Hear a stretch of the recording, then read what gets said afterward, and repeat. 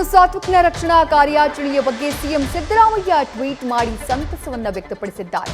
ಮಗುವಿನ ಕುಟುಂಬ ಹಾಗೆ ನಾಡಿನ ಕೋಟ್ಯಂತರ ಜನರ ಹರಕೆ ಫಲಿಸಿದೆ. ಸಾವನ್ನೇ ಗೆದ್ದು ಪುಟ್ಟ ಕಂದಮ್ಮ ಮತ್ತೆ ಪೋಷಕರ ಮಡಿಲು ಸೇರಿದೆ. ರಕ್ಷಣಾ ಕಾರ್ಯಾಚರಣೆಯಿಂದ ಖುಷಿಯಾಯಿತು ಅಂತ ಹೇಳಿ ಸಿಎಂ ಸಿದ್ದರಾಮಯ್ಯ ಟ್ವೀಟ್ ಮಾಡಿ ಖುಷಿಯನ್ನ ವ್ಯಕ್ತಪಡಿಸಿದ್ದಾರೆ. ಮಗುವಿನ ರಕ್ಷಣೆಗಾಗಿ ಮಗು ಸೇಫ್ ಆಗಿ ಹೊರಗಡೆ ಬರಲಿ ಅಂತ ಹೇಳಿ ಇಡೀ ಕರುನಾಡಿನ ಜನ ಪ್ರಾರ್ಥನೆಯನ್ನ ಮಾಡಿದ್ರು. 20 ಗಂಟೆಗೂ ಹೆಚ್ಚು ಕಾಲ ಮಗು ಕೊಳವೆ ಬಾವಿಯಲ್ಲಿ ಒದ್ದಾಡಿತ್ತು. ರಕ್ಷಣಾ ಸಿಬ್ಬಂದಿ ನಿನ್ನೆ ಸಂಜೆಯಿಂದಾನು ಸತತವಾಗಿ ಕಾರ್ಯಾಚರಣೆಯನ್ನ ನಡೆಸಿದ್ರು.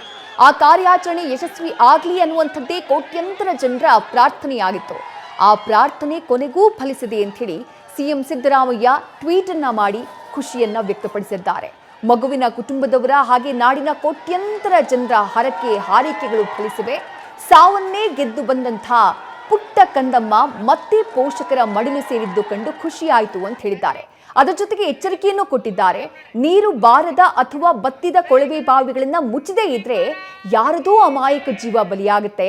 ಇಂಥ ಘಟನೆಗಳು ಕಾಲ ಕಾಲಕ್ಕೆ ಪುನರಾವರ್ತನೆಯಾಗ್ತಾ ಇದ್ರು ಜನ ಜಾಗೃತರಾಗದೆ ನಿರ್ಲಕ್ಷ್ಯ ತೋರೋದು ಬೇಸರದ ಸಂಗತಿ. ಸಮಾಜ ಈ ಬಗ್ಗೆ ಇನ್ನಾದರೂ ಎಚ್ಚೆತ್ತುಕೊಳ್ಬೇಕು ಅನ್ನುವಂಥ ಎಚ್ಚರಿಕೆಯನ್ನ ಕೂಡ ಮುಖ್ಯಮಂತ್ರಿಗಳಾಗಿರುವಂತಹ ಸಿದ್ದರಾಮಯ್ಯ ನೀಡಿದ್ದಾರೆ.